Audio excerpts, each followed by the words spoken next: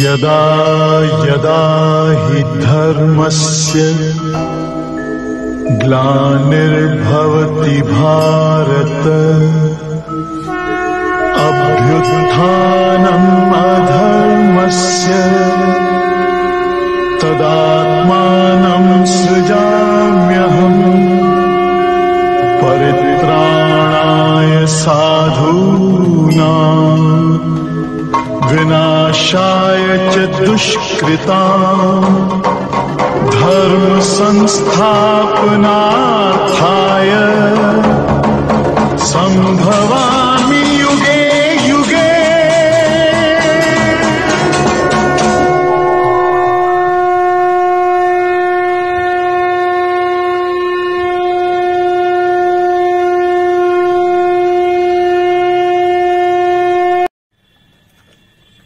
শুনলেন একটা আবেদন যেটা সনাতন সংস্কৃতি সাংসদ, অখিল ভারতীয় সংস্কৃতি সাংসদ এবং মতিলাল ভারতীর্থ সেবা মিশন আশ্রম এছাড়াও অনেক ধর্মীয় সংগঠন সকলে মিলে আগামী 24শে ডিসেম্বর 2023 লক্ষ কণ্ঠে গীতা পাঠ এই অনুষ্ঠান আয়োজন করছেন।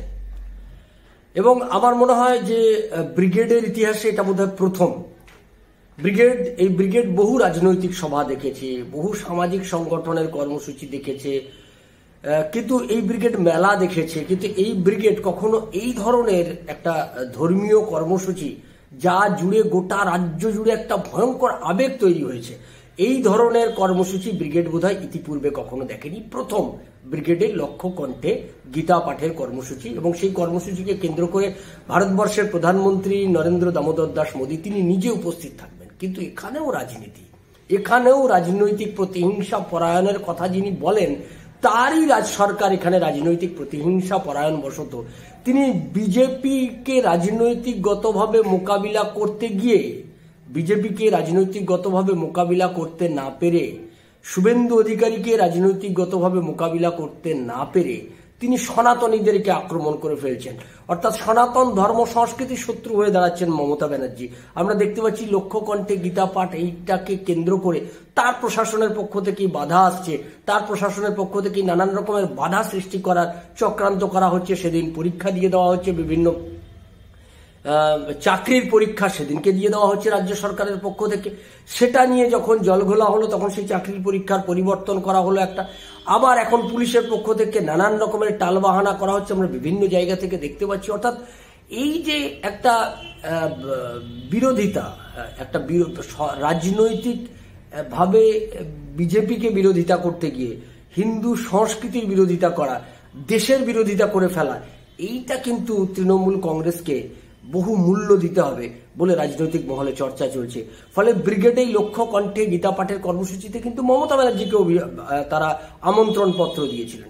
মুখ্যমন্ত্রীর উচিত ছিল এই কর্মসূচিতে তিনি উপস্থিত থাকা, কিন্তু তিনি একটি নির্দিষ্ট সম্প্রদায়ের তোষণ করেন, যে তোষণবাদের রাজনীতির অভিযোগ তার বিরুদ্ধে ওঠে। তার একটা ধারণা যে এই কর্মসূচিতে গেলে সেই সম্প্রদায়ের মানুষ বোধহয় ক্ষুব্ধ হবে, তারা রাগ হবে, তারা তাকে ভোট দেবেন না।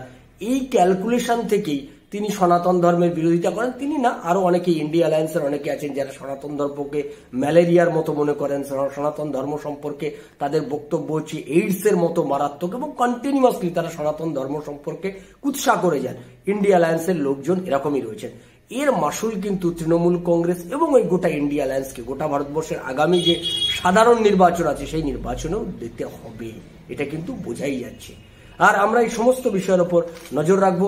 আমরা 24 তারিখে লক্ষ কণ্ঠে গীতা পাঠ ব্রিগেড সমাবেশে যে দারুণ উৎসাহ নিয়ে মানুষের সেখানে লক্ষ লক্ষ মানুষ সেখানে সমবেত হবেন, আমরা যা বুঝতে পারছি। সেই সমাবেশেও আমরা আপনাদের থাকবো, লাইভ দেখাবো, সমাবেশের রেকর্ডেড অনুষ্ঠানও আপনাদেরকে দেখাবো। আপনারা সঙ্গে থাকুন ইভিএম নিউজের। ইভিএম নিউজ আপনার কথা বলে। নমস্কার।